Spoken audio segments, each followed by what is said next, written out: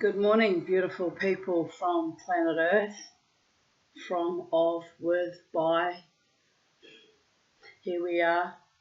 Here we are in our human physical bodies and our spiritual lights, choosing day by day to live in these forms on planet Earth. Some of us weren't given much of a choice, vomited back to Earth constantly as we were, but we won't dwell in that consciousness. It's blame and shame, and unfortunately, or alternatively on the upside, fortunately, someone upstairs wants me here, and doesn't make a whole lot of sense to me either, quite frankly, given what I know about my life. And so it's astonishing and sometimes very humbling.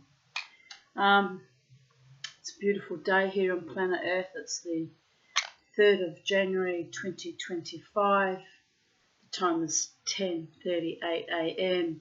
and a big welcome to Sacred Space at Titania's Realm here in Brisbane, Australia, on this sunny but slightly blustery and slightly showery at times. Weather's in one of those moods where it can't quite decide how it wants to express itself, and it affects me like that too. Means I'm a bit wavering between dark and light, and up and down, around and round on the hurdy-gurdy ride through life. But I've decided to continue, as promised, with reading Aladdin and his wonderful lamp, and so we will do that. We will be doing that in a moment. I've just got to get Charlie. Charlie's decided to walk all over the laptop and be mischievous, as only Charlie can do. Right, she's been out in the tree, but I brought her in because it started to shower. And then no sooner I brought her in, the sun came out, could have left her out there. But I'm nervous of leaving her out there with the snakes and in the heat. So she's in with her mother, and she's not overly thrilled about it. I think she would have rather stayed in the tree, but it's dangerous. It's dangerous to have her out there unattended now.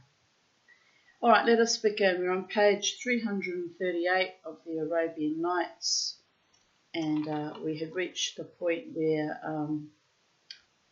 the genie had shown himself, or had arrived, because she cleaned his lamp, just how it usually happens.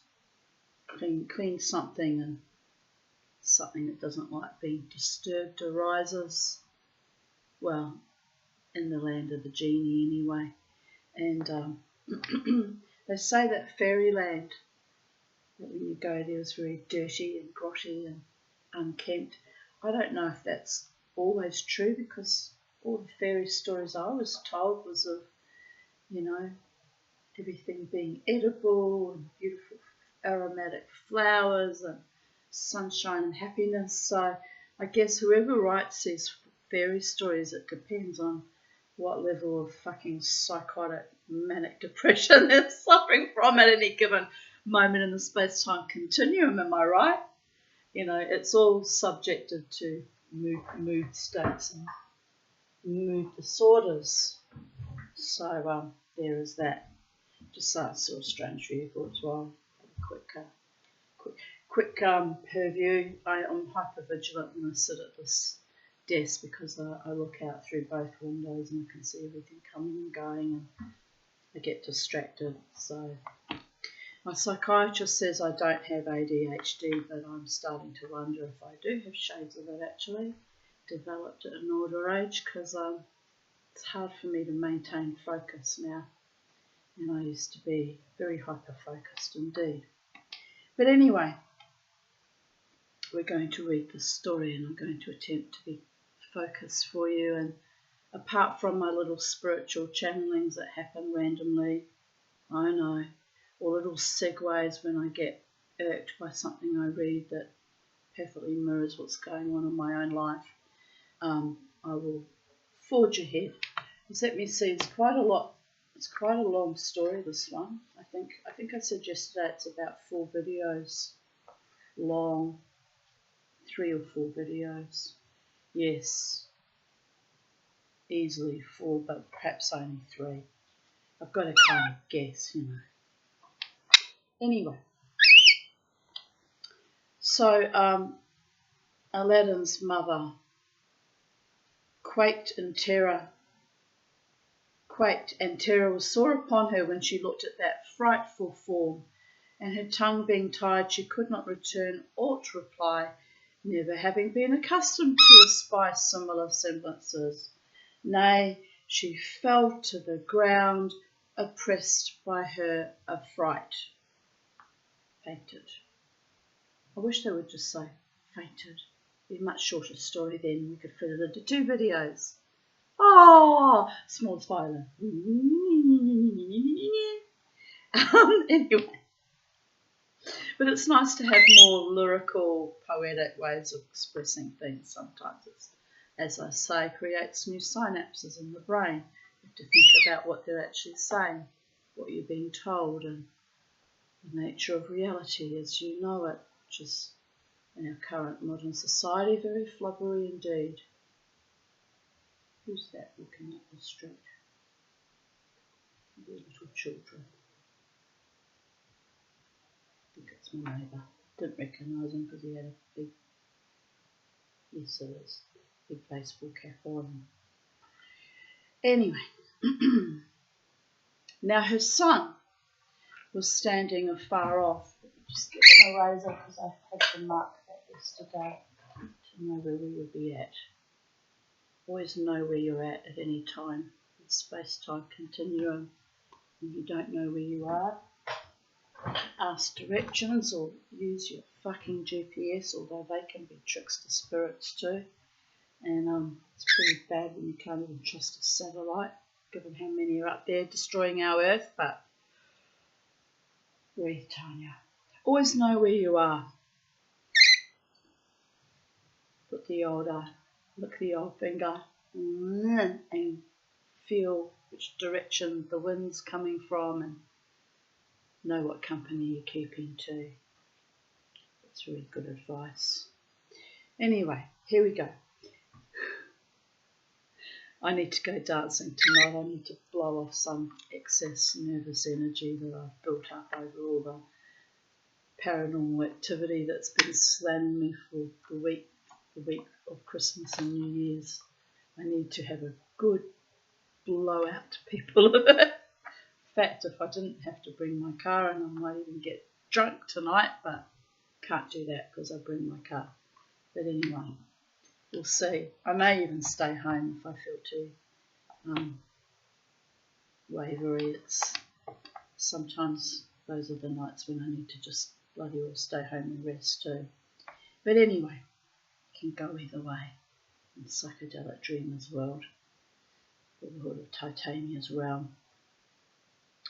Now her son was standing afar off, and he had already seen the genie of the ring, which he had rubbed within the treasury. So when he heard the slave speaking to his parent, he hastened forwards and, snatching the lamp from her hand, said, "O slave of the lamp, I am unhungered, and 'tis my desire that thou fetch me somewhat to eat." You'd think that unhungered would mean that you're well fed.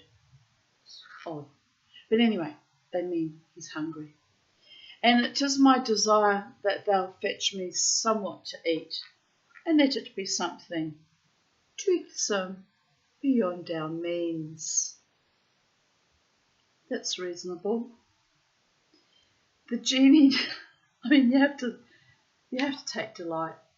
The genie disappeared for an eye twinkle and returned with a mighty fine tray and precious of price, for that 'twas all in virginal silver, and upon it stood 12 golden platters of meats manifold and dainties delicate, with bread snowier than snow, also 2 silvern cups, and as many blackjacks full of wine, clear strained and long stored, matured. And after setting all these before Aladdin, he vanished from vision. Thereupon the lad went and sprinkled rosewater upon his mother's face. I carry them in my little bag of tricks when I go out dancing too. It's very refreshing.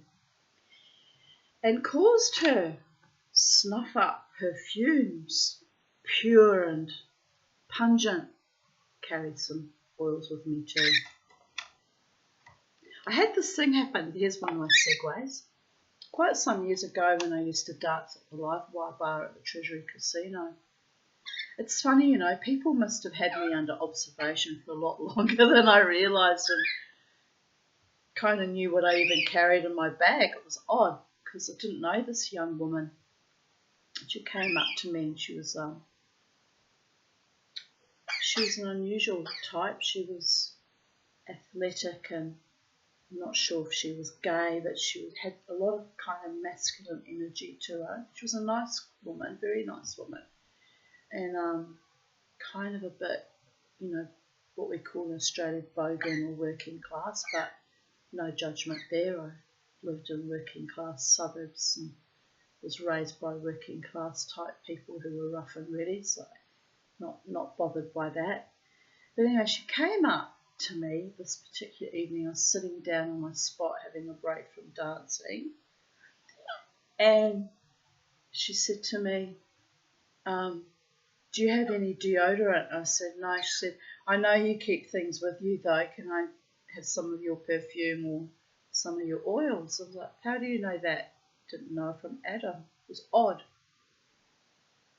So I looked at her and I said, what do you want it for? She said, I just feel like I smell and I need to freshen up. She didn't smell at all, because if she'd smelled I would have noticed it. Trust me, many of the dancers that used to come there refused or neglected to wear deodorant, and they would stink from their nether regions as well.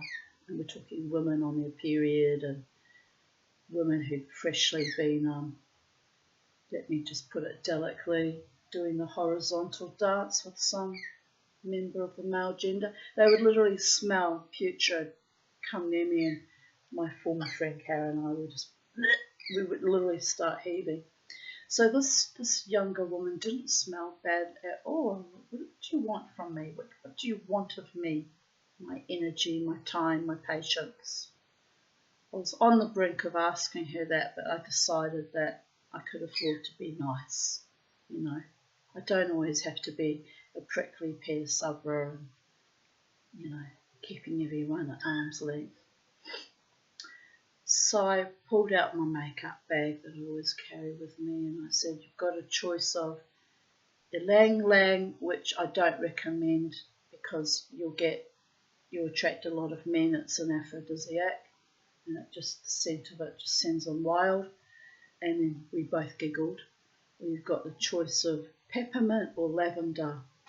Oh, she said, I'll have the lavender. And so anyway, it's a roll-on applicator, so I rolled it on her wrist and a bit behind her ears. And, oh, thank you so much, she said. I'm so grateful. Oh, it's so lovely of you. She was so appreciative, and I thought, well, that was a bit out of left field. Anyway, she went off to dance. Didn't see her for the rest of the night. She popped up about 6 months later or a year later, did exactly the same thing. Have you got anything in your bag? It feels smelly and I need a fresh up. And I was like, honey, surely by now you've learnt to bring your own goodies along with you. And she said, no, I haven't learnt. So we went through the same kind of ritual again. It was really quite odd, but kind of delightful. So I did it recently at the Brooklyn Standard, but this was with someone a regular dancer, an acquaintance. And she says, have you got any perfume? I said, I do have perfume, but it's very sickly sweet. I don't know if you'll like it. But I said, but I've got a lang lang. I said, it'll drive the men wild, and I know you're looking for someone lovely tonight. Oh, yes, please. This is how silly we witches get, you know. So I'm pretty sure she's a witch too, though she hasn't said so. So I rubbed the lang lang on her wrists. She smelt lovely, and she held her wrist up to me, and I was like, yep, that'll do it. And sure enough, I said, give it 5 minutes. And sure enough, within 5 minutes, she had all these men buzzing around her like little bees, and she just looked at me and went, no. But it doesn't mean we end up with any of them. Most of them are, you know, time wasters anyway. But it's delightful, though. It's just delightful. Just sometimes for shits and giggles, I put it on and I time it just to see how long it takes. Some male goes, starts dive bombing you. It's kind of hilarious. But, you know, it's nature. It's pheromones. It's part of the mischief and delight of human nature and human sexuality and the mating call and the mating dance. Oh, blessed be. Anyway, let's carry on.